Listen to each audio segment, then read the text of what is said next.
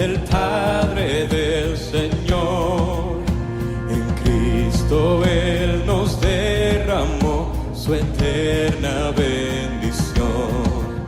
Sin manchas, puros en su luz, nos destinó a ser sus hijos adoptados por la sangre de Jesús. Te daremos la gloria por tu gracia, bondad y amor. Te daremos la gloria, eres el Salvador.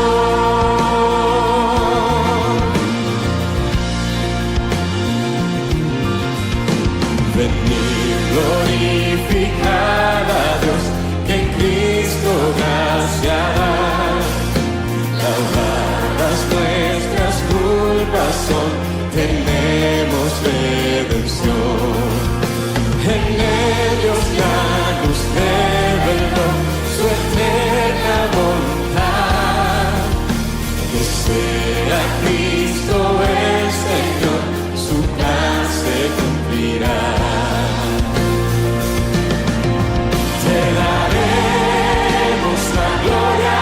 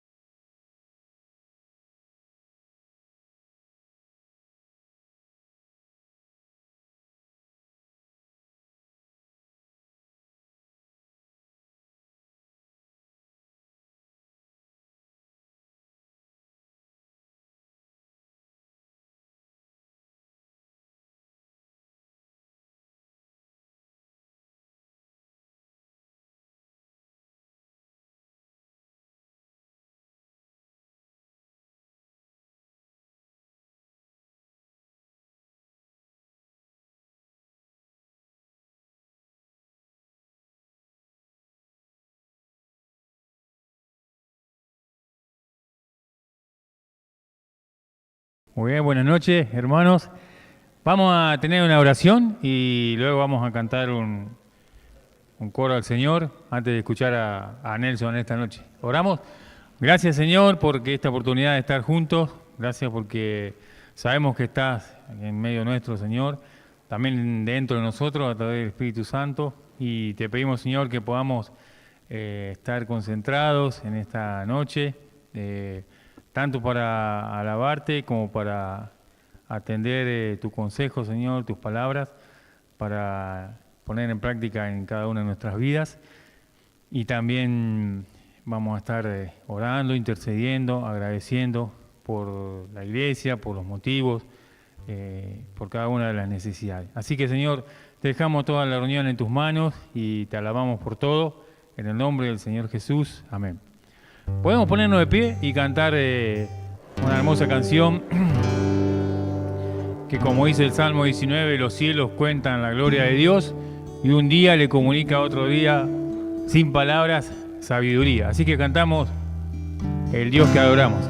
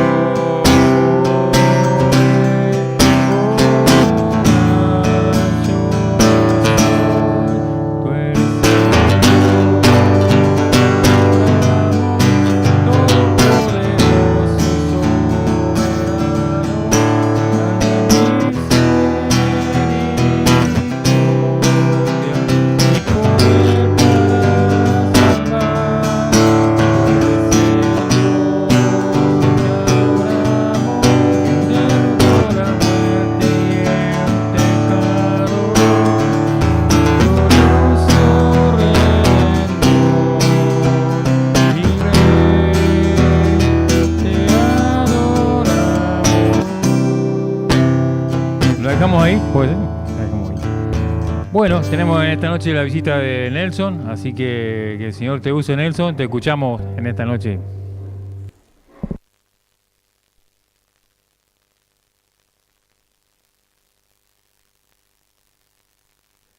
Los Salmos, capítulo 4. Salmos, capítulo 4. Habíamos comenzado a meditar sobre este salmo en el cual forma parte de uno de los 67 salmos de lamentos personales, ¿sí? O grupales. En este caso es personal. Vimos la importancia de cada una de las anotaciones que a veces parecen insignificantes cuando habla precisamente que está dirigido al director de alabanza y que debiera de tocarse con determinados instrumentos, y vimos cómo eso tiene una relación directa con el orden en la alabanza y la adoración al Señor. El mismo salmista David lo relata Samuel en su libro, diciendo que él había ordenado, había designado a Asaf para que él coordinara toda la alabanza en el templo. Y veíamos la importancia que esto tiene. Sin embargo, el salmista comienza expresando toda su angustia, todo su dolor, y vimos en el primer punto el clamor del salmista buscando una respuesta, y una respuesta que él quería ya. Y vimos la importancia de ser sinceros con el Señor, ¿sí? De decirle cómo nosotros nos sentimos.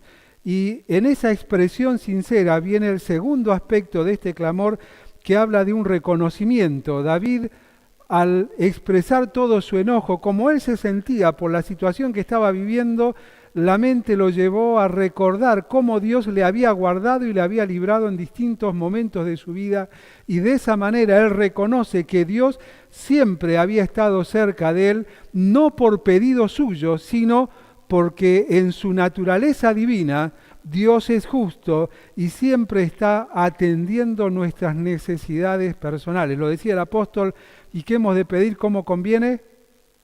No lo sabemos. Sin embargo, el Espíritu clama a Dios con gemidos indecibles, y Dios, ¿qué? Sabe de qué cosas tenemos necesidad. Es cierto que es bueno, que es sano y nos ayuda a expresarnos el colocar cada una de nuestras cargas y peticiones delante de Dios, pero también es cierto y necesario aprender a reconocer que en su naturaleza Él atiende nuestras necesidades antes de que nosotros le clamemos a Él. ¿Por qué? Porque Él la conoce toda, ¿sí? Y no la conoce porque está en todo tiempo y en todo lugar, sino porque en su sabiduría, en su soberanía, en esa pregnosis de la que habla el apóstol Pedro en su primera carta en el capítulo 1, ese conocimiento previo que es mucho más que conocimiento anticipado, sino que está relacionado con la esencia de Dios mismo, este Dios que nos conoce en detalle y antes aún de crearnos ya había diseñado todo un plan para atender nuestras necesidades, porque Él lo hace de manera natural. Él es justo, Él es santo, Él es soberano y no desatiende a los suyos. Y no debemos de olvidarnos de aquellas afirmaciones que el mismo Hijo de Dios, Juan capítulo 10, nos decía. Nosotros somos sus ovejas. ¿Y dónde estamos? En su mano. ¿Y qué va a o qué no va a suceder ahí? Nadie nos va a arrebatar de allí. ¿Por qué? ¿Porque lo merezco? ¿Porque lo pido? No, porque la naturaleza de Dios, aquel Dios que me compró y me atrajo así, hacia Él, para sí, me garantiza que soy su propiedad. Y siendo su propiedad, nadie me puede arrebatar de su mano. Pero continuaba el salmista en el verso 2 y 3 abriendo su corazón y diciendo cómo él se sentía. Y él se sentía atacado, porque precisamente dice, ¿hasta cuándo? ¿Sí? ¿Hasta cuándo se van a volver contra mí? ¿Sí? Van a volver mi honra en infamia. Es decir, tenía una angustia en su corazón. Él se sentía atacado, porque cuando nos sentimos débiles parece que el mundo está contra mí. Y sentimos también algo que desarrollamos anteriormente, que nosotros somos el ombligo del mundo y ni siquiera somos el ombligo de nuestro propio mundo, porque el centro de todo es precisamente Dios. Por eso en el verso 3 habla el salmista de que el aseguro lo tenemos solamente en Él. De allí comienza a mencionar 4 verbos en imperativo, ¿no? Terminaciones ad, ed, id, od, ud. Ese es el problema cuando uno sabe que hay profesores, es imperativo, ¿no? Infinitivo, igual que ar, er. Ah, mira. Bien, infinitivo. Tenemos 4 que son mencionados para hacernos reflexionar. El primero de ellos dice, verso 3, sabed, sabed. Lo mencionamos rápidamente porque hasta allí llegamos. Precisamente en este verbo en infinitivo nos habla de que no debemos olvidar de algo que ya sabemos. ¿Y qué es? Que somos escogidos por Dios. Dice, sabed pues que Jehová ha escogido al piadoso para sí, Jehová oirá cuando yo a él clamare. Él me ha escogido, yo no le he escogido a él. Él en su soberanía me escogió. ¿Me escogió para qué? Para ser salvo, gracias. Para salvarme, para librarme de la condenación eterna que yo merecía. Pero no simplemente me guardó, como a veces hacemos nosotros, ¿no? Algo que suele suceder en muchos hogares. Yo lo estoy padeciendo ahora porque me están haciendo tirar cosas, ¿no? Porque uno guarda cosas por las dudas, ¿no? Me puede servir. Y terminamos acumulando un montón de cosas que pasan los años. ¿Y qué pasa? ¿Qué sucede?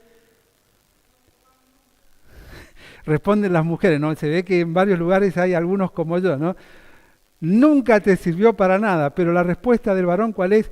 Mañana capaz que sirve, que es útil, ¿eh? Y vamos nosotros acumulando precisamente esas cosas. Sin embargo, Dios no lo hace, no nos atiende de esa manera. Él nos guarda para Él y nos cuida de manera permanente. No nos tiene por si las dudas. A ver si en algún momento Él quiere o ella quiere hacer algo y bueno, lo voy a usar. Y ahí hacemos un alto. Por eso son los verbos interesantes, estos 4 que usa el salmista. A ver, si no lo sabías, sabelo.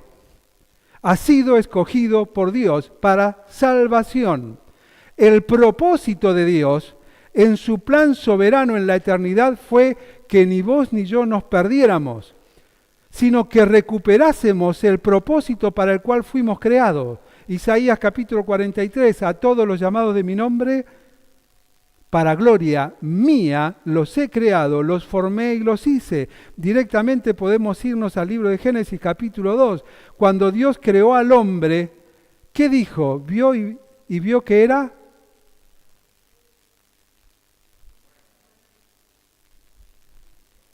bueno en gran manera. Hasta ahí Dios había visto que era bueno.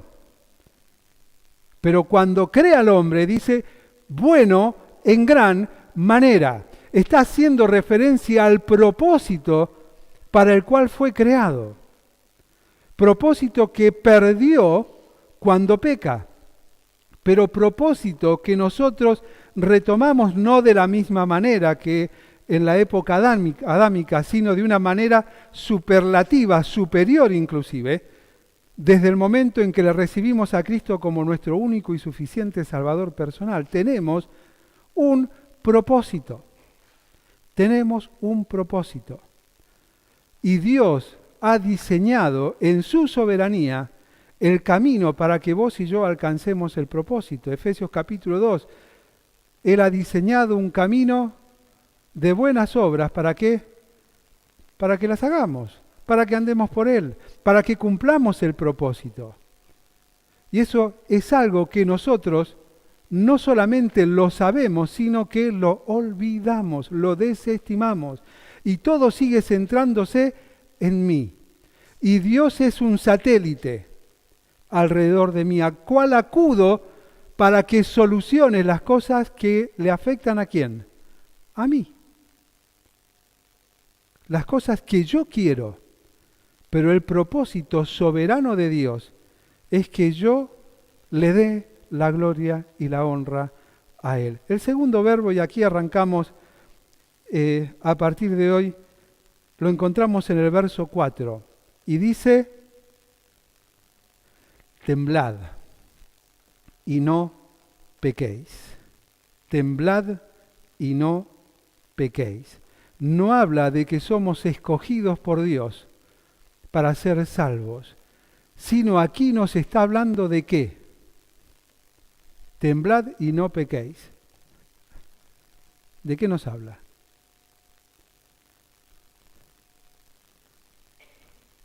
¿O de quién nos habla?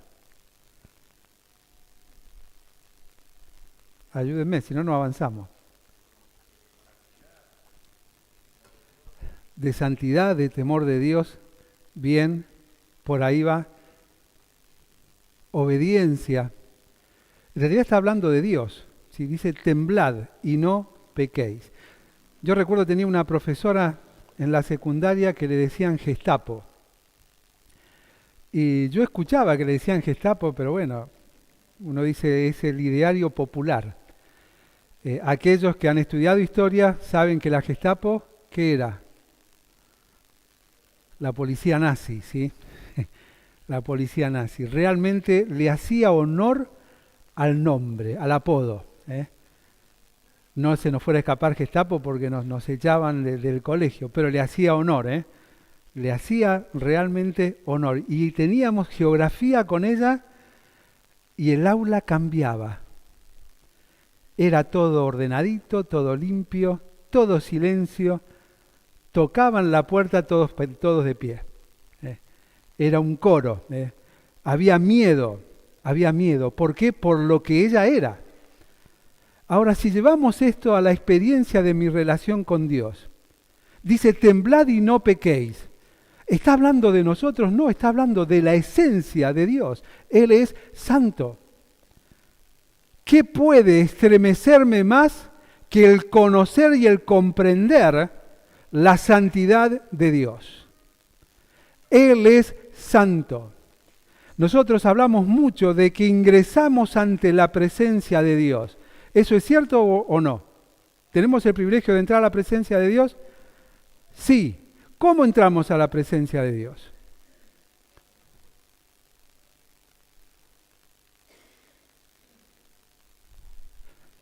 Todavía no leo los labios, ¿no? Y me saqué los lentes de lejos para usarlos de cerca, así que no. ¿Cómo entramos a la presencia de Dios? Confiando.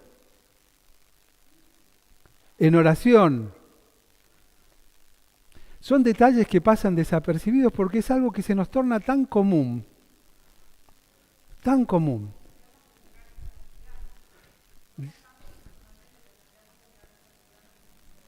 Debiéramos entrar en santidad, bien, perfecto.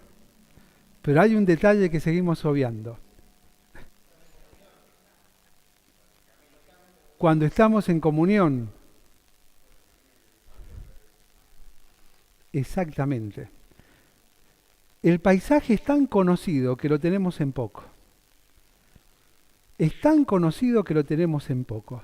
Teniendo libertad de entrada al trono de la gracia por medio de su sangre. Por medio de su sangre. La deidad ante el Padre en su santidad, yo soy indigno de entrar. Y tengo en poco la santidad de Él. Yo soy acepto delante del Padre, ¿por quién? Por el Hijo. Por eso el camino abierto está alfombrado con la sangre de Cristo. Es por eso que entrar en la presencia de Dios debe generar en mí una reverencia tal ante su santidad que me quebrante aún sin haber abierto mi boca. Y cuando yo entiendo eso, comienzo a comprender el verdadero significado de temor a Dios. Porque el temor a Dios es la plena conciencia de que Dios siempre está. No son actitudes que yo tomo ante el Dios soberano, ante el Dios de la Biblia.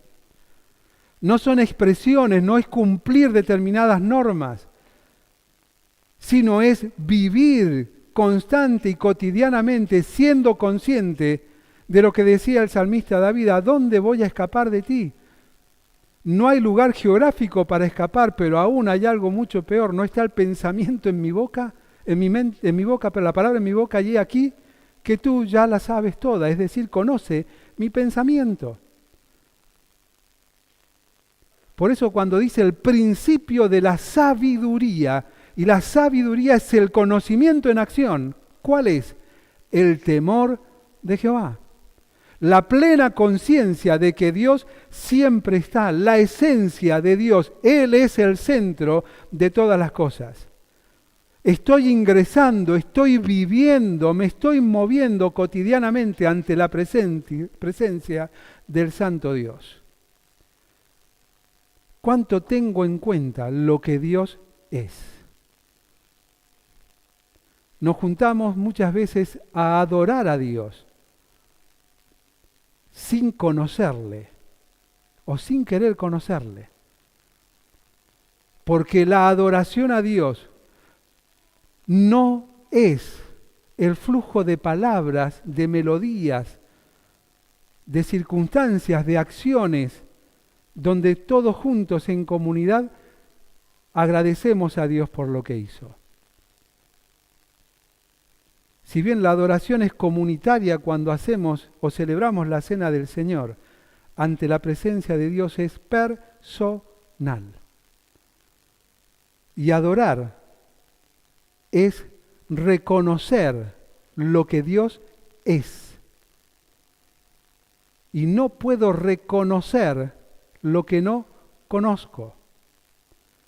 No puedo expresar lo que no conozco. Y si le conozco cada día un poco más a Él, va a comenzar a tener sentido cuando dice el salmista, temblad y no pequéis. Porque esto no se trata ni de tus problemas ni de los míos, ni de las actitudes de los demás en contra mío, ni de las mías contra los demás. Esto se trata de Dios. Porque el Dios soberano me escogió para salvarme. En su esencia es santo. Y siendo santo no admite delante de Él el pecado. Y la mentira que nos ha llegado a través de la historia, a través de la filosofía, que no está en la Biblia de que Dios aborrece el pecado pero ama al pecador, no es cierto. Dios desecha al que peca. Y nos acepta por medio de aquel que no cometió pecado, pero fue tratado como un pecador para que yo fuese hecho justicia de Dios en él.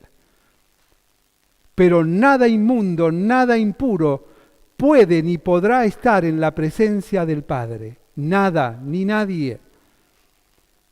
Es por eso el valor que tiene la oración, que debiera de tener para cada uno de nosotros. Puedo ingresar no porque lo merezco, ni porque Dios me cuida, ni porque Él es mi pastor y nada me faltará y en lugares delicados me hará descansar y 20.000 promesas más con las que podemos alentarnos en lo cotidiano del día. Si no entiendo que entro ante la presencia del Dios soberano, no tiene sentido ni siquiera entrar allí. Temblad y no pequéis. No por mí, sino por Él, por lo que Él es. El consejo del verso 4 y el 5, el primero es la santidad. Cuidado cuando nosotros condicionamos la santidad a nuestro pensamiento o aquello que puede haber sido o no manifestado delante de otros. Es decir, lo que puedo esconder y lo que no. Porque Dios en esencia no cambia. Y Él sigue conociendo todo. Y aún David, que había hecho todo a escondidas, quizás a alguno le podría haber conocido algo.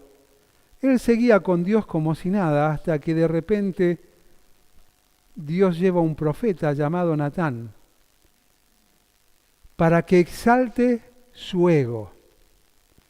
Tú que eres rey de Israel, que eres justo, le plantea un problema. ¿Qué se debe hacer? Tal hombre debe morir. ¿Qué le respondió Natán?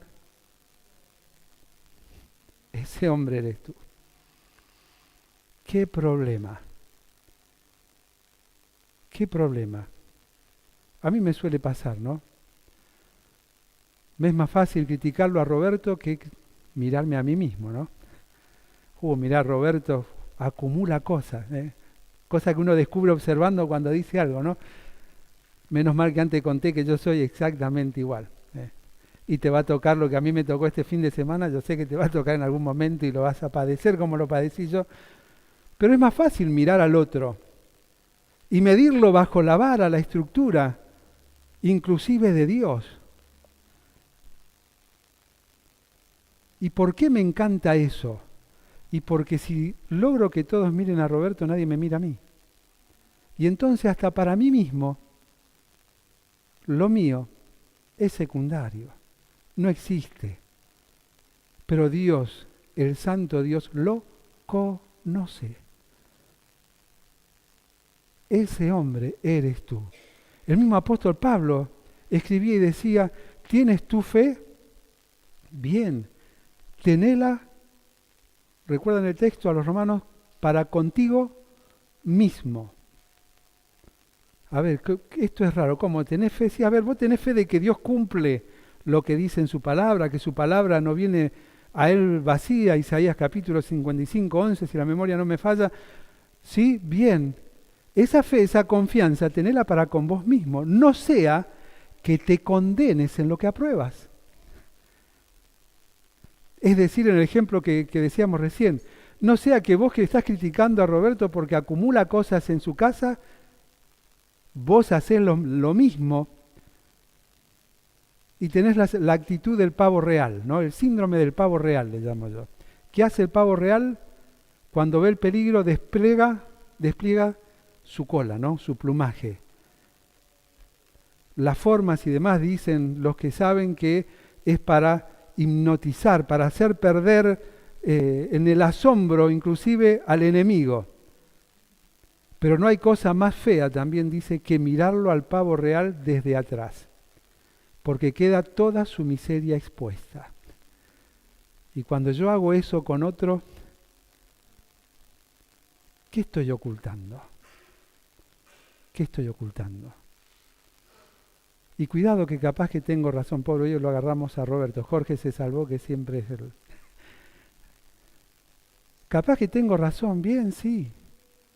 Pero si amo a mi hermano, ¿qué debo hacer? Acercarme a mi hermano, hablar con él, acompañarlo, ayudarlo. La exposición pública, ¿a quién satisface?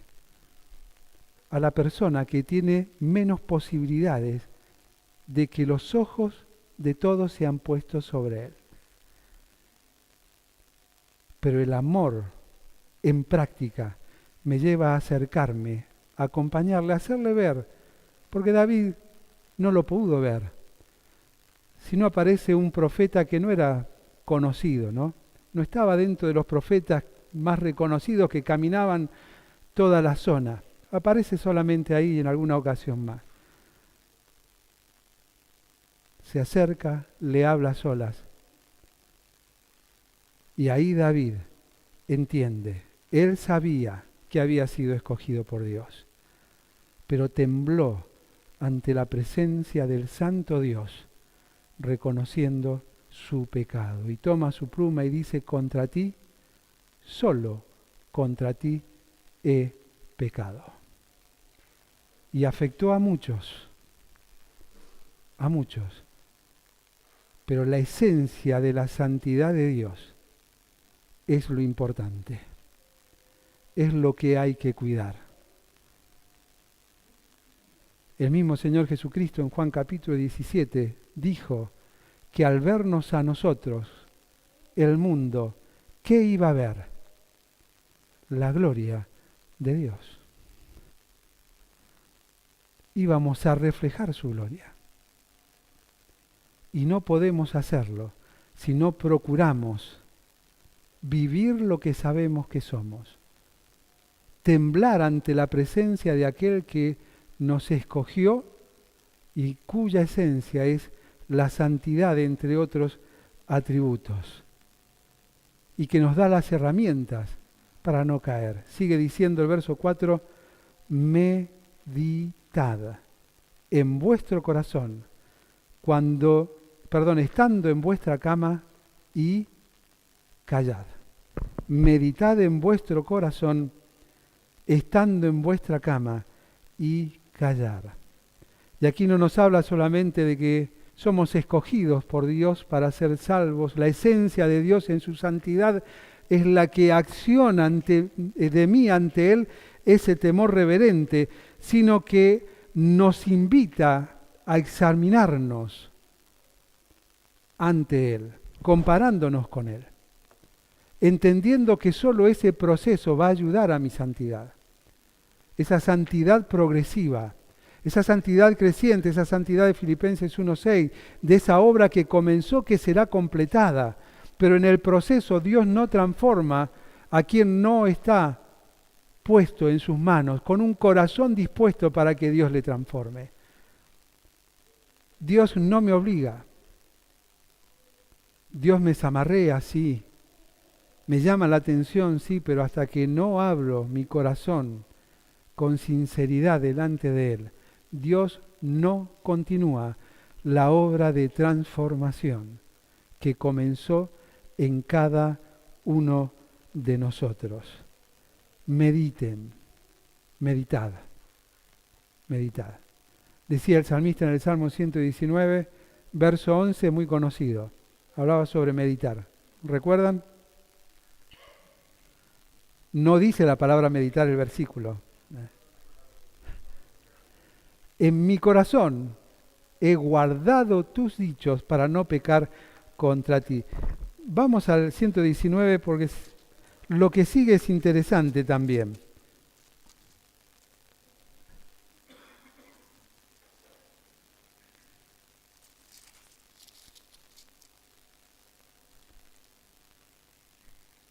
...119:11... mandé 100 versículos más recién, 119:11, no 111. Dice, en mi corazón he guardado tus dichos para no pecar contra ti. Y cuando esto sucede en un ejercicio de vida, ¿qué es lo que sigue diciendo? Bendito tú, Jehová. Bendito tú, Jehová. Enséñame tus estatutos. Con mis labios he contado todos los juicios de tu boca. Me he gozado en el camino de tus testimonios, más que de toda riqueza. En tus mandamientos meditaré, consideraré tus caminos, me regocijaré en tus estatutos, no me olvidaré de tus palabras. ¿Quién es el centro? Dios. Dios, no nosotros, es Dios. Meditar en Él va a hacer que sea revelado lo que yo soy. Lo que yo soy. Había una vieja canción que decía, si vemos un pequeño Dios, nuestros problemas se agrandan. Es toda una cuestión de perspectiva, y es verdad. Es verdad.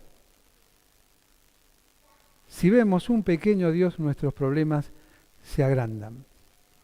Y cuando nosotros miramos la distancia, creemos que la distancia es muy corta. Y nos equivocamos. Nos equivocamos. La distancia es larga, porque la distancia no es solamente una oración. El arrepentimiento es un cambio de rumbo, darle la espalda hacia donde yo iba y volver a encaminarme hacia donde debo ir. Ahora, cuando yo me arrepiento, automáticamente vuelo hacia el lugar donde estaba. No, tengo que volver, es un camino a transitar. Es un camino que muchas veces no quiero recorrer, porque si me arrepentí quiero volver a aquello, ¿no? Hay un camino que transitar. Saben, allá en Mendoza vivimos 20 años en Malargüe.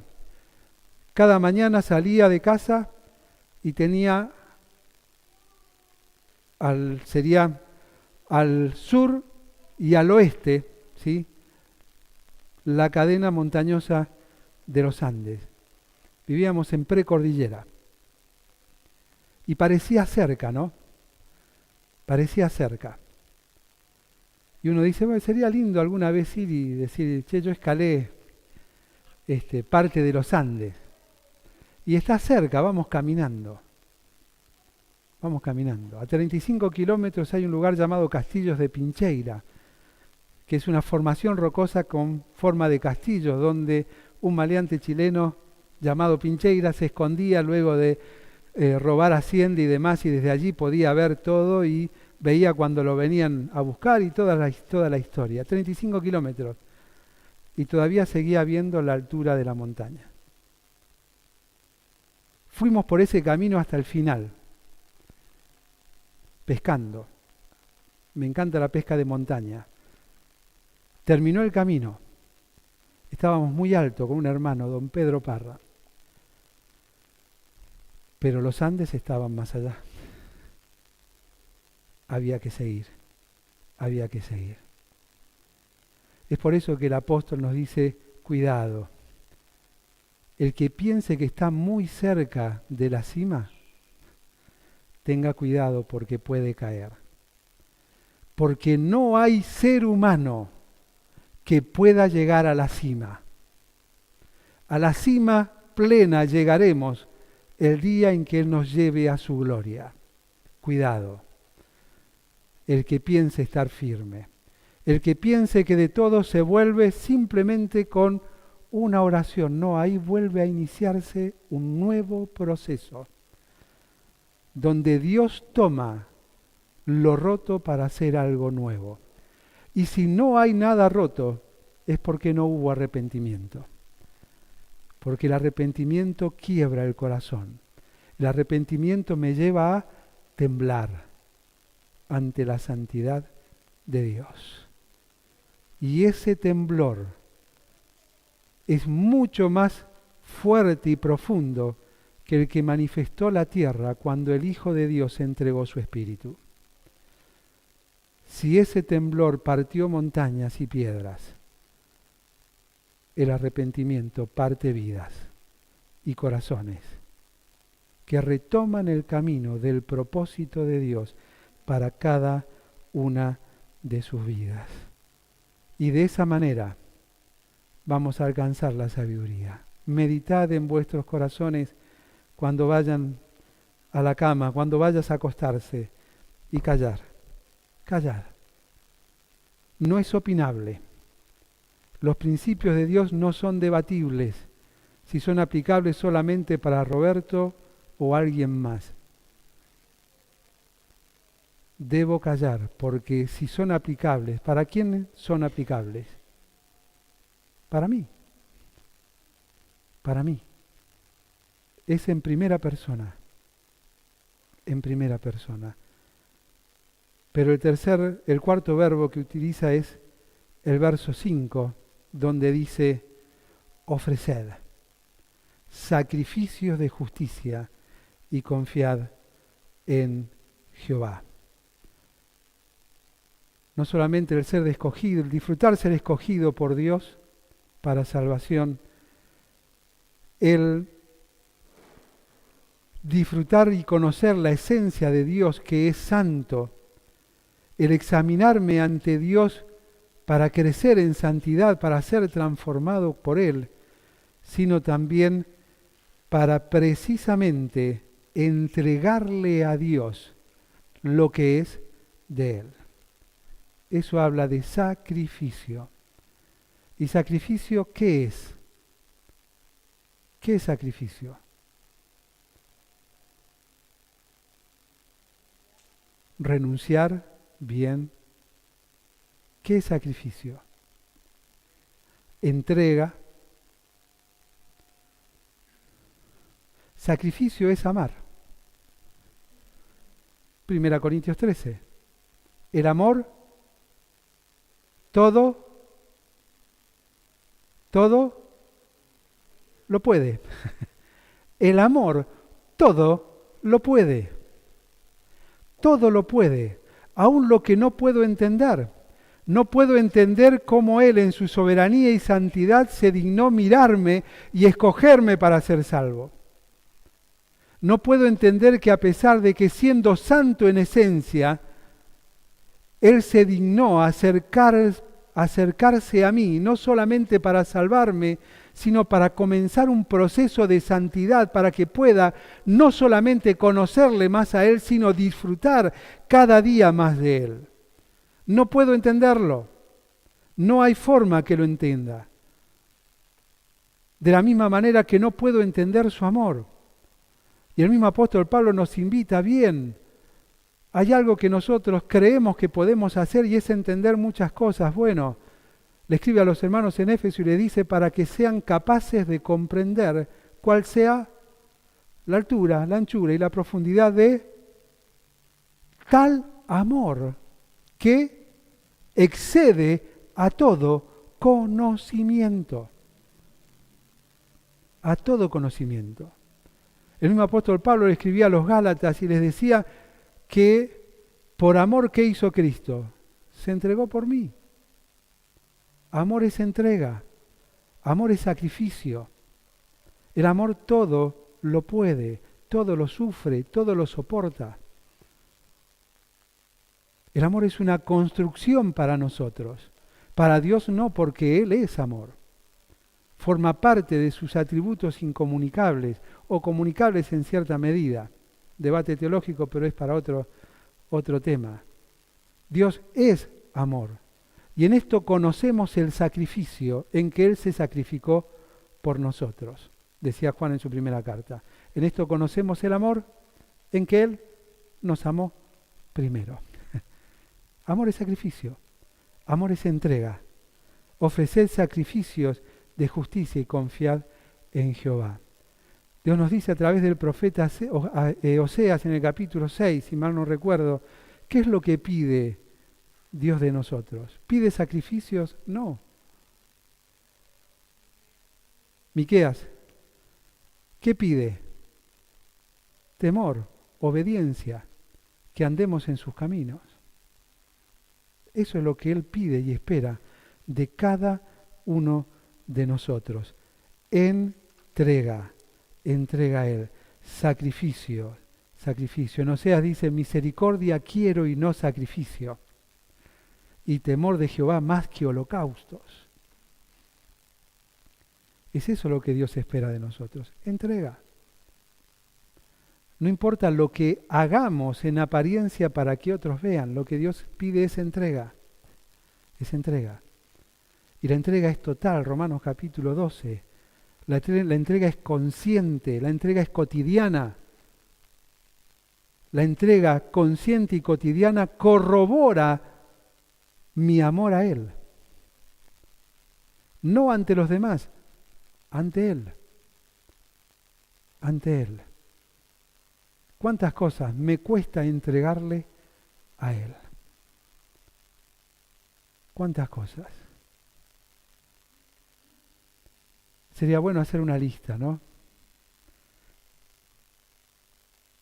Y nosotros arrancamos por cuando pensamos en esto somos muy espirituales, ¿no? Te entrego mi vida.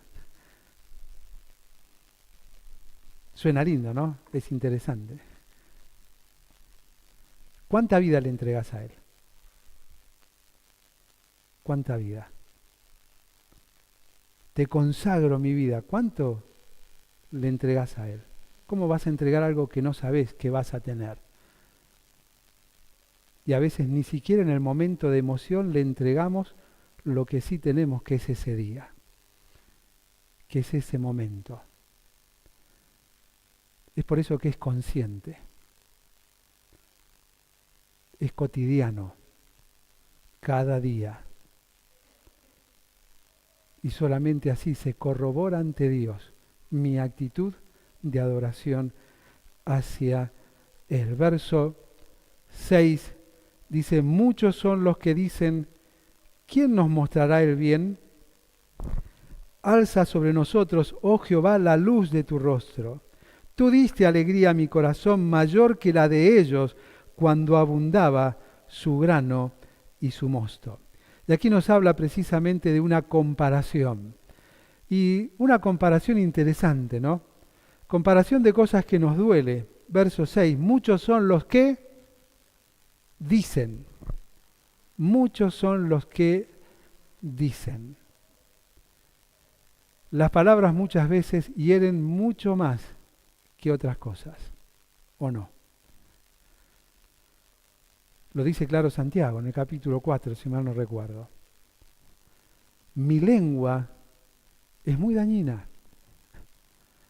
Si nos asombramos por lo que está sucediendo en Córdoba con el incendio, dice que mi lengua, más fácil decir la lengua de Roberto, ¿no? Pues más fácil mirar el problema de otros. Dice, la lengua de Roberto puede encender grandes incendios. No, la mía también. De hecho, decir eso está encendiendo una chispa. Porque alguno puede pensar, che, ¿qué habrá dicho Roberto? Que el hermano dijo que su lengua enciende. Estamos encendiendo chispas. ¿A través de qué? De la lengua, de la palabra. Una pequeña chispa enciende un gran fuego. La lengua es como el timón de un gran barco, dice Santiago. Es algo que debo aprender a controlar. Pero sí quiero controlar lo que otros dicen de mí, ¿no? ¿Por qué dijiste eso? Che, Roberto, ¿por qué dijiste esto de mí? Me sentí ofendido, ¿no? ¿Por qué?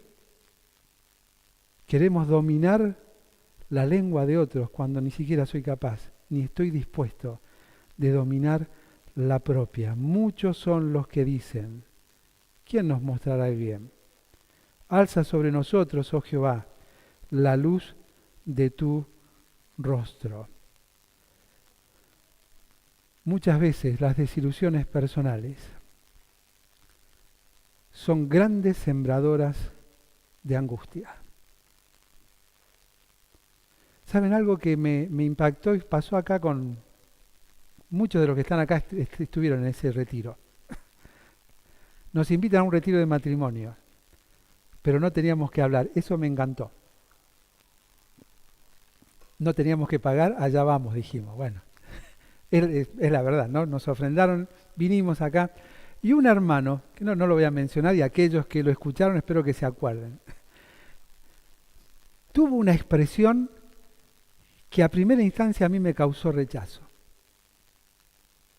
Digo, no, ¿cómo va a decir esto? Esto no tiene sentido. Y me quedé pensando, intenté acercarme a hablar y dije, no, me parece que esto va más por mi cabeza que por la intención y lo que quiere decir. Y era cierto, ¿no? Pasaba más por mi cabeza que por algo mal dicho. Y este hermano, comentando dentro de los ejemplos que daba, dijo que le había dicho a alguien que no era él el basurero de esa persona. Por lo tanto, no me cuentes más.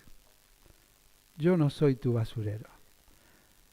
Y dije, no puede ser. ¿Y sí? Sí. Porque con nuestra lengua sembramos algo peor que basura. Cizaña. Que mezclada entre el trigo parece buena, pero a la hora de la cosecha no sirve, no rinde y da mal aspecto al producto terminado. Y muchas veces, habiendo y siendo inclusive buenos sembradores de eso, nos brota la espiritualidad como lo que Jesús mismo le dijo a sus discípulos y a nosotros, ¿sí? La quisieron sacar. ¿Qué dijo Jesús? No, déjala. Ya está sembrado. De eso me encargaré yo. Con nuestra boca bendecimos y maldecimos. Y se preguntaba Santiago, ¿cómo puede ser que de una misma fuente pueda salir buena semilla y mala semilla? Agua dulce y agua amarga. Evangelio de reconciliación y diferencias y peleas entre hermanos. ¿Cómo puede ser? Adoración a Dios e insultos para el que se nos cruza en la calle o no ve el semáforo y casi nos atropella, entre otras tantas cosas. ¿Cómo puede ser? Debemos cuidarla, porque estamos sembrando con nuestra palabra. Estamos sembrando con nuestras acciones, con nuestras actitudes. Y cuidado, que la ley de la siembra y la cosecha, que es una ley bíblica, es una ley creacional, es una ley divina, nos dice que ¿qué vamos a cosechar? Lo que sembraron, lo que sembramos.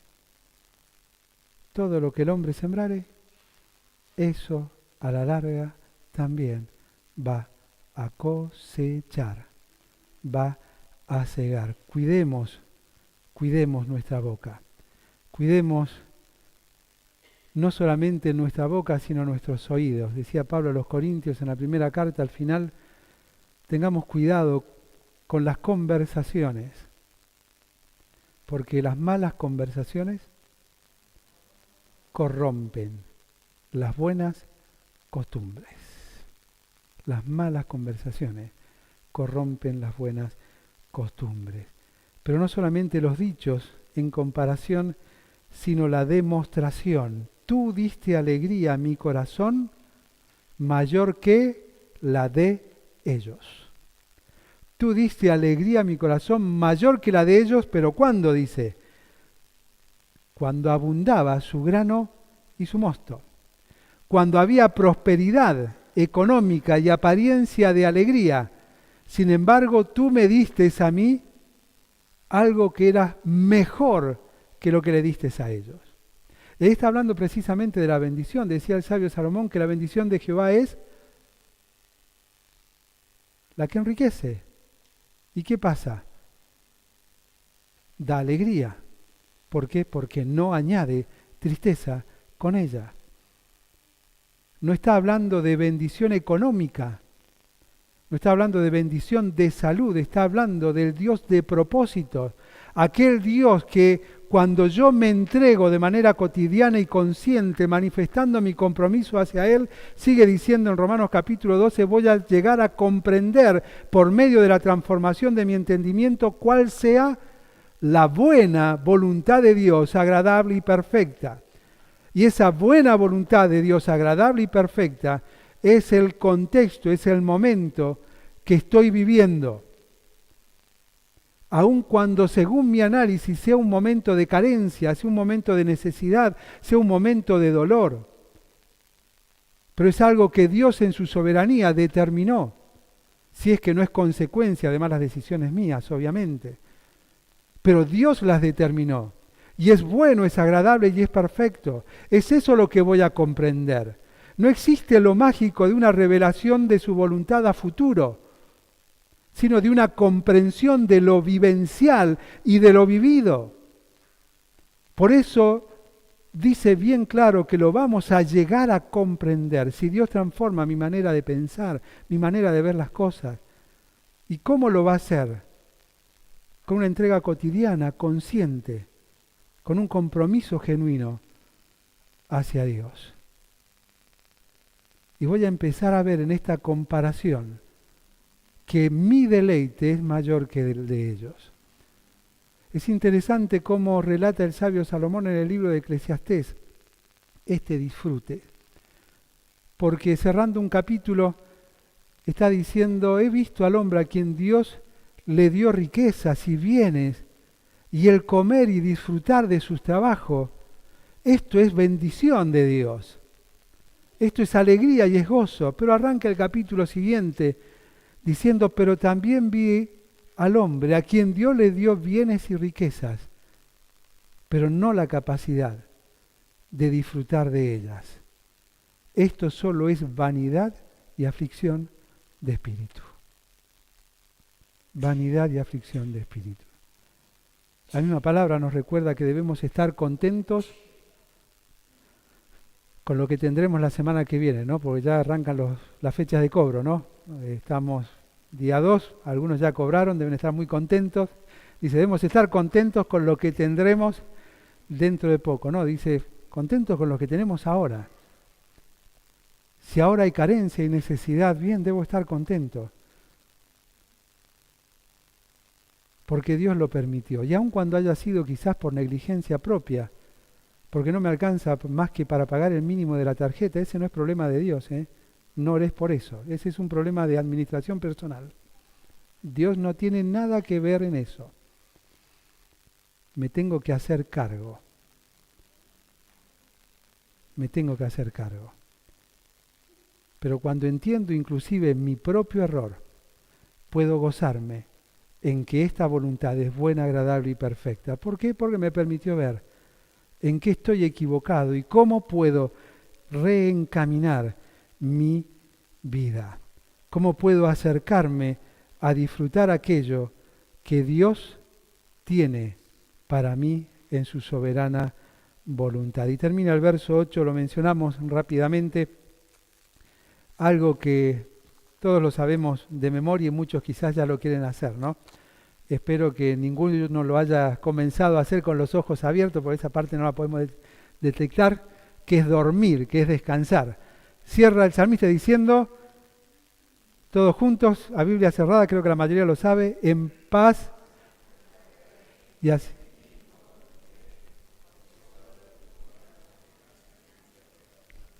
En paz me acostaré y asimismo dormiré. Porque tú me haces vivir confiado. La confianza. Y la confianza es una construcción. Es una construcción. Yo confío más en aquel que conozco más. O sé hasta dónde confiar. Cuando más lo conozco a Roberto, sé hasta dónde puedo confiar en él. De la misma manera al revés, ¿no? Es una construcción. Mientras más nos vamos conociendo, sabemos en qué aspecto podemos confiar más, en qué aspectos podemos confiar menos. La confianza es una construcción. Dice, en paz me acostaré y asimismo dormiré, porque solo tú, oh Dios, me haces vivir confiado. Dormir y descansar son dos cosas absolutamente distintas. Lo decía el salmista en el Salmo 126. Por demás es que te levantes muy de temprano para ir a trabajar, que comás pan de dolores o que comás arroz y salchicha porque estás hasta acá de deudas y te esforces por pagar eso que tenés que pagar, obviamente, o por darle un porvenir a tus hijos. Eso no tiene valor alguno. Y lo revelan los versículos primeros, que dice, si Dios no es el que edifica tu casa, por más que te esforces, no sirve de nada. Tu esfuerzo no sirve de nada. ¿Por qué? ¿Recuerdan la frase? Porque a su amado dará Dios el descanso. Dará Dios el sueño. ¿A quién? A su amado. ¿Dios te ama? ¿Dios me ama? Al menos yo tengo claro, a mí me ama. Ahora, ¿yo disfruto de su amor? ¿Amo yo a Dios? ¿Me apropio de ese amor como lo hacía Juan? Yo soy al que Dios ama. Yo soy el discípulo amado de Jesús. No era porque lo amara más que al resto. Nada que ver. De hecho, hasta apareció su madre en algún momento y a él y a su hermano quiso empoderarlos, como se usa mucho ahora, a la derecha y a la izquierda del Señor Jesucristo en su reino, ¿no? Pero él había tomado un compromiso cotidiano y consciente de disfrutar, no que Dios ama a todos, sino disfrutar de que Dios me ama a mí. Yo soy el amado de Jehová. Y esa expresión de ser el amado de Dios, el amado de Jesús, lo llevó inclusive a exponer su vida, según la tradición, a ser pasado por aceite caliente, morir desterrado, con el dolor y del recuerdo de haber visto con tristeza cómo partieron sus amigos, más que amigos sus hermanos. Pero él nunca dejó de amar al Señor. Sino cómo puede ser que pasados los 80 años, en una isla alejada, Dios le habla de las cosas maravillosas que iban a venir. Él decidió disfrutar ser amado por Dios. Ojalá que cada uno de nosotros aprendamos cotidianamente un poco más este principio que es el secreto de una vida bendecida.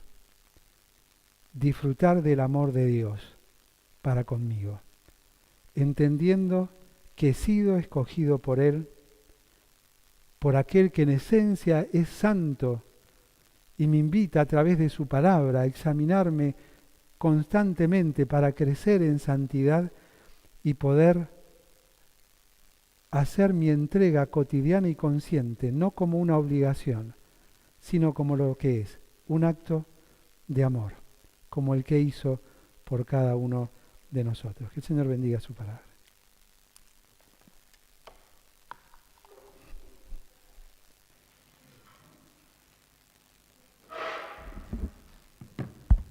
Vamos a orar. Te damos gracias, Padre, por esta reunión, por este tema que estamos viendo, por este salmo precioso, Señor. Y te pedimos que cada uno de nosotros pueda, como el salmista decía, meditar en nuestro corazón y callar, pero pensar en todas las cosas que hemos escuchado, Señor, en lo grande, majestuoso y santo que eres, y por eso de la manera que tenemos que acercarnos a ti, pero también pensar en que tú nos amas, Señor, personalmente a cada uno. Y ese amor también somos responsables de expresarlo, de manifestarlo para con los demás, porque, como dice la palabra, te amamos a ti porque tú lo hiciste primero. Señor, bendice lo que queda de la reunión. También te pedimos por Nelson y su familia, por su regreso, por la obra que tú haces allá en Colonia Avellaneda, en Paraná, y todo lo que estás haciendo, Señor, en esos lugares. Bendice, Señor, su ministerio, sus viajes y todo lo que está proyectado también para este año. Gracias, Señor, por todo, en el nombre de Jesús. Amén. Muy bien, tenemos algunos anuncios.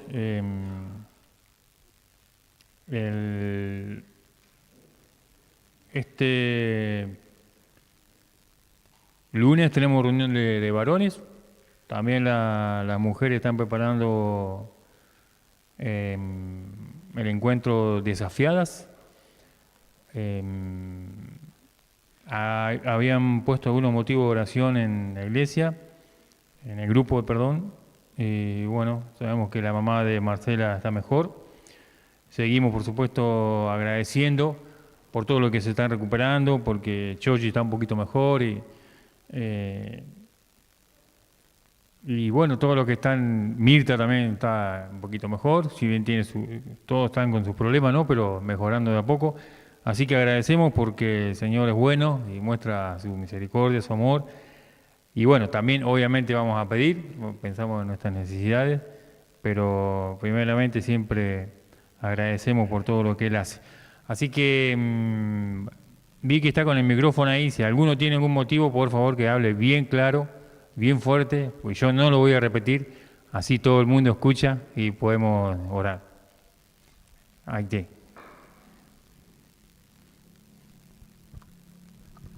Hola, bien. Para que estén orando también que un grupo de jóvenes va a ir al campamento GEA, que es 11, 12 y 13 de octubre.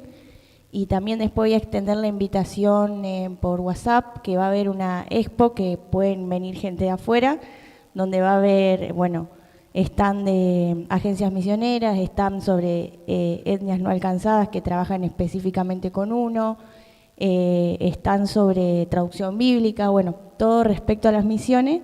Así que bueno, que estén orando por el Campa, por los proyectos y misioneros que van a venir. Y cualquiera que quiera ofrendar, ya sea algo para el kiosco o plata para los proyectos que se van a presentar ahí, que hable conmigo o con Virgi Roth, con cualquiera, para poder llevarlo allá. Gracias, Cami. Muy importante, GEA, ya me estaba olvidando. Así que importante que todo... Allá está Elena también, ¿tiene otro motivo? Este fin de está la bicicleteada del 5 y 6, sábado y domingo la bicicleteada de los preadolescentes, así que estén orando por ellos para que puedan disfrutar. Se va a hablar de los frutos del Espíritu Y también el sábado 5 yo voy a estar yendo a la granja penal de Gualeguaychú porque se va a hacer la Santa Cena. Voy a estar con la iglesia de David Cot y Josi Mancilla va a compartir la palabra. Así que pedían oración específicamente para que los que no recibieron el Evangelio aún, el Señor esté orando ya en ellos y puedan recibirlo. Y también, bueno, por el viaje.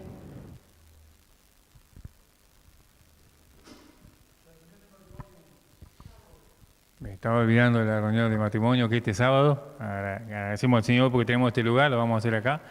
Y viene a visitarnos nuestro hermano Miguel Olmo de Paiva. Así que vamos a estar, si Dios quiere, acá con los matrimonios, disfrutando de la reunión. Así que, ¿algún otro motivo?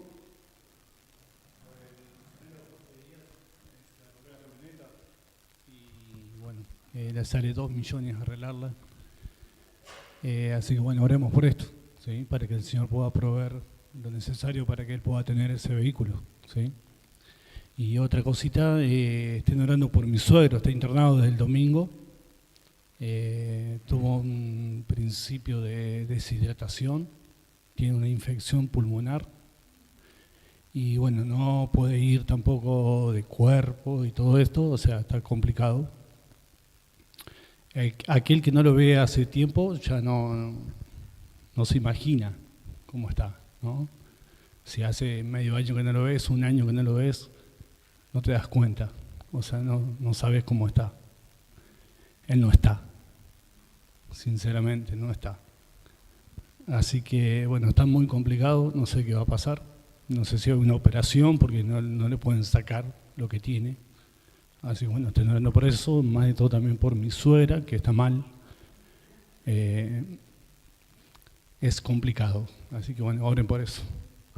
Oramos por ello entonces también.